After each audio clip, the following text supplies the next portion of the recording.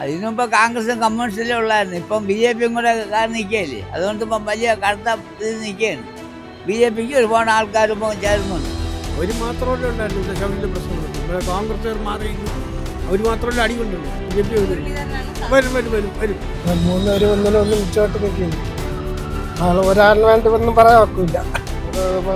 കടകംപള്ളിക്കല്ല പിന്നെ ഇവിടുത്തെ വികസനത്തിൻ്റെ നായകനല്ലേ, പിന്നെ ഒന്നും പറയണ്ടല്ലോ. ബാക്കിയുള്ളവരൊക്കെ 10 വർഷം കഴിഞ്ഞ് പോയി വീണ്ടും തിരിച്ചു വന്നു, തോറ്റിട്ട് വീണ്ടും പോയി തിരിച്ചു വന്ന്. മുരളീധരനൊക്കെ കഴിഞ്ഞ കേന്ദ്രമന്ത്രിയായിട്ട് ഇരുന്ന് ഈ കഴക്കൂട്ടം മണ്ഡലത്തിലേക്ക് കാണാനില്ലേ ഇപ്പോഴാണ് വന്നത്. ഇപ്പോൾ ബി ജെ പിക്ക് വന്നതിന് ശേഷം നല്ല അഭിപ്രായങ്ങളെ ഉള്ളതിന്, നേരത്തെ ഒന്നും ഇത്രയൊന്നും ഇല്ലായിരുന്നു.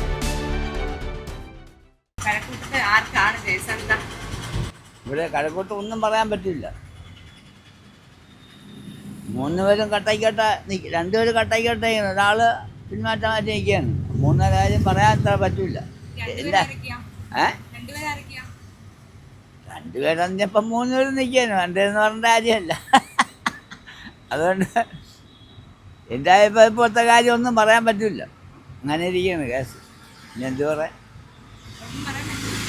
ഒന്ന് പറയാൻ ഇപ്പോഴത്തെ സാഹചര്യത്തിൽ പറ്റില്ല. അങ്ങനെയൊക്കെ പറയുന്നു. പക്ഷെ പറഞ്ഞാൽ പോരല്ലോ, വോട്ട് കിട്ടി ജയിക്കണ്ടേ.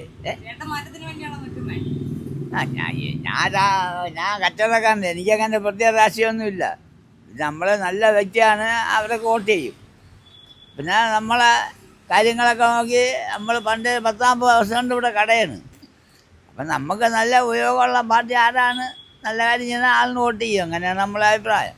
അത് നമുക്ക് അച്ചി പിടിച്ച പാർട്ടിയൊന്നുമില്ല, ഇന്നാരൊക്കെ ചെയ്യുമെന്നൊന്നുമില്ല. അതൊക്കെ പണ്ട് ചില ആളുകളുണ്ട്, ഇപ്പോഴും അങ്ങനെയുള്ളവരുണ്ട്. ഇപ്പം അങ്ങനെയൊന്നുമില്ല. കുറച്ച് പേര് ഇപ്പോഴും ഉണ്ട്. ഞാൻ ഇന്നാരൊക്കെ ചെയ്യുമെന്നങ്ങൾ കുറേ ആൾക്കാർ ഇപ്പോഴും ഉണ്ട്. അത് ആര് ചെയ്താലും പാർട്ടി വോട്ട് കൊണ്ട് മാത്രം പാർട്ടി ജയിക്കില്ല. അല്ലാതെ കുറേ വോട്ട് കൂടെ കിട്ടണമെങ്കിൽ ഒരു പാർട്ടി ജയിക്കും, ഏത് പാർട്ടി ആയാലും. അതിനു മുമ്പ് കോൺഗ്രസും കമ്മ്യൂണിസ്റ്റിലും ഉള്ളായിരുന്നു. ഇപ്പം ബി ജെ പിയും കൂടെ കാര്യം നിൽക്കുകയല്ലേ, അതുകൊണ്ട് ഇപ്പം വലിയ കടുത്ത ഇത് നിൽക്കുകയാണ്. ബി ജെ പിക്ക് ഒരുപാട് ആൾക്കാർ ഇപ്പം ചേരുന്നുണ്ട്. മാർക്സിസ്റ്റിൻ്റെ വോട്ട് വെളിയിലെങ്ങും പോകില്ല, അത് മാർക്സിസ്റ്റുകാർക്ക് ചെയ്യൂ. കോൺഗ്രസ്സുകാരും ബി ജെ പിയൊക്കെ മാറ്റിയും തിരിച്ചൊക്കെ കുത്തും. അതാണ് ഇപ്പോഴത്തെ എലക്ഷൻ. അതുകൊണ്ട് ഒന്നും പറയാൻ എൻ്റെ അഭിപ്രായം അങ്ങനെയാണ്. നമുക്കിപ്പോൾ എന്തെങ്കിലും ഓരോ പാർട്ടിയെ സ്നേഹം വെച്ചങ്ങ് പറഞ്ഞാൽ പോരല്ലോ, അല്ലേ. ഇപ്പം 3 പാർട്ടി ജയിക്കുമെന്ന് പറഞ്ഞാൽ നിൽക്കണത്. മുൻതൂക്കം കടകംപള്ളിക്കാണ്. പുള്ളി ഇവിടെ 10 വർഷം എം എൽ എ ആയിരുന്നുകൊണ്ട് അതിൻ്റെ കുറച്ച് പ്രവർത്തനങ്ങൾ അതുപോലെ എത്തിക്കൊണ്ട് ജനങ്ങൾ മറുപടി കൊടുക്കും. ചില സ്ഥലങ്ങളിലൊക്കെ പോകുമ്പോഴേ പുള്ളി കേന്ദ്രമന്ത്രിയൊക്കെ ആയിരുന്നതല്ലേ, അപ്പോൾ ഒരു പ്രാവശ്യം എം എൽ എ ആക്കാനുള്ള ആഗ്രഹം കൊണ്ടായിരിക്കും പറയുന്നത്. നമ്മളെ കടകംപള്ളിക്കല്ല പിന്നെ ഇവിടുത്തെ വികസനത്തിൻ്റെ നായകനല്ലേ, പിന്നെ ഒന്നും പറയണ്ടല്ലോ. ബാക്കിയുള്ളവരൊക്കെ 10 വർഷം കഴിഞ്ഞ് പോയി വീണ്ടും തിരിച്ചു വന്ന്, തോറ്റിട്ട് വീണ്ടും പോയി തിരിച്ചു വന്ന്. മുരളീധരനൊക്കെ കഴിഞ്ഞ കേന്ദ്രമന്ത്രിയായിട്ട് ഇരുന്ന് ഈ കഴക്കൂട്ടം മണ്ഡലത്തിലേക്ക് കാണാനില്ലേ ഇപ്പോഴാണ് വന്നത്. അവരൊക്കെ എന്തിനു വന്ന് ഇത് കടകംപള്ളി തന്നെ, വേറെ മാറ്റമൊന്നുമില്ല. ഇത് കടകംപള്ളി സുരേന്ദ്രനാണ് സാധ്യത കൂടുതൽ. നല്ല പ്രവർത്തനമാണ്, എല്ലാം നല്ല ഇതാണ്. മാറ്റം വരാൻ സാധ്യതയില്ല. അത് ഈ സ്വർണ്ണക്കേസൊക്കെ ഉള്ളത് കൊണ്ട് ഇങ്ങനെ ഒരു ഇതിൽ അവരൊക്കെ പറയുന്നതാണ്. പിടിക്കാനാണ് സാധ്യത. കഴക്കൂട്ടം LDF പൂത്തുവായിരുന്നാണ് തോന്നുന്നത്. അതിൻ്റെ ഇതിലാണ് നമുക്ക് 90% അറിയാൻ സാധിക്കും. ഈ ഭരണവിരുദ്ധ വികാരം ഉണ്ടെന്ന് പറയുന്നതും പിന്നെ ഈ ശബരിമല വിവാദം അങ്ങനത്തെ അതൊക്കെ ചുമ്മാ ആൾക്കാർ കൊത്തിവിടണമല്ലേ.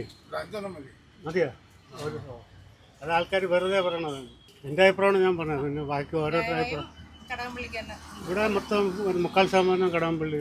ഇവിടുത്തെ ജനവിധി എങ്ങനെയായാലും കടകംപള്ളി സഖാവിന് അനുകൂലമായിട്ട് വരാൻ സാധ്യതയുള്ളൂ. പുള്ളി വന്നു പോകുന്ന ആളല്ലല്ലോ. ഇവിടെ കഴക്കൂട്ടത്തെ എല്ലാവർക്കും അറിയാം. പുള്ളി കഴക്കൂട്ടത്തിന് വേണ്ടി ചെയ്തിട്ടുള്ള കാര്യങ്ങളും എല്ലാം അറിയാം. വികസനങ്ങളും എല്ലാം ജനങ്ങൾക്ക് ബോധ്യമാണ്. അതുകൊണ്ട് കടകംപള്ളി സഖാവ് ഭൂരിപക്ഷത്തോട് വിജയിക്കുമെന്നാണ്. പൊതുവെ ഇവിടുത്തെ ട്രെൻഡ് എങ്ങനെയാണ്?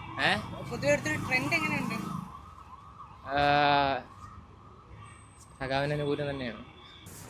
സാധ്യത ജയിക്കണമെന്നാണ് ആഗ്രഹം. ആര് ജയിക്കും? അത് ഇപ്പോഴത്തെ സിറ്റുവേഷനിൽ ആരാണ് കടകംപള്ളിയാണെന്നുള്ള വിശ്വാസമുണ്ട്. പക്ഷെ കടകംപള്ളിക്ക് കുറെ നെഗറ്റീവ് സംഭവമില്ലേ ഇപ്പൊ ഈ ശബരിമല വിവാദമൊക്കെ ആയിട്ട്? ഓ അപ്പം എന്താണ് അതൊക്കെ ഇവിടെ വർക്കാവും? വർക്കാവുന്ന തോന്നുന്നത്. ആ സാധ്യത ആർക്കായിരിക്കും? മുരളീധരനായിരിക്കും, ശരത്തിനായിരിക്കും? അതൊന്നും ഇപ്പോഴത്തെ സാഹചര്യം ഒന്നും പറയാൻ ഒക്കില്ല. ആരാണ് പറയണമെന്നുള്ളത് ഒന്നും പറയാൻ ഒക്കില്ല. ആരാണ് ജയിക്കണം ആരാണ് തോക്കണം ഒന്നും പറയാൻ ഒക്കില്ല.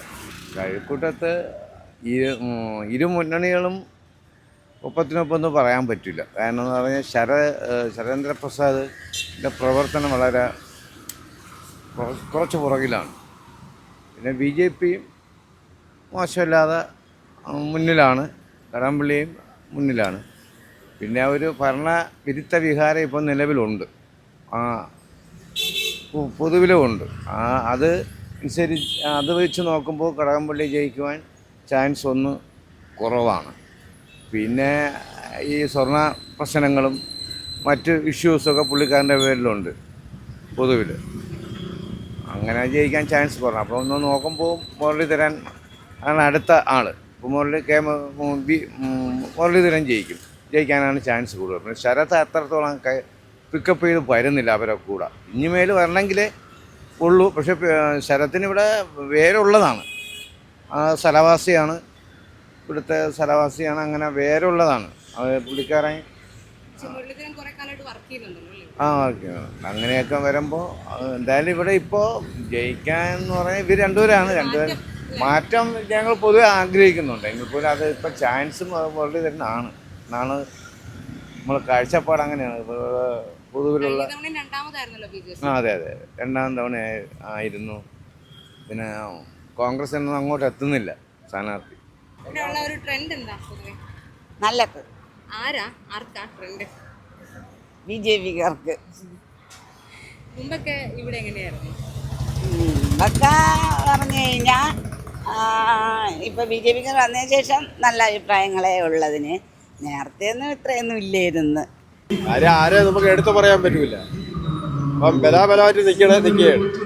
അപ്പം എന്താണെന്നുള്ള ആരെയും നമുക്ക് പറയാൻ പറ്റില്ല. മാറ്റത്തിനൊക്കെ വരുമെന്നൊക്കെ തന്നെ പറയണത്. ഇനി എങ്ങനെയാണെന്നുള്ള ആരെയും അറിയില്ല. ജനങ്ങളതിലല്ലേ ഇരിക്കണം, ജനങ്ങൾ തീരുമാനിക്കണമല്ലോ.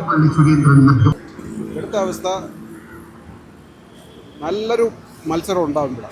കാര്യം 3 മുന്നണികളും സ്ട്രോങ്ങാണ്, ആരെയും ഒഴിവാക്കാൻ പറ്റില്ല.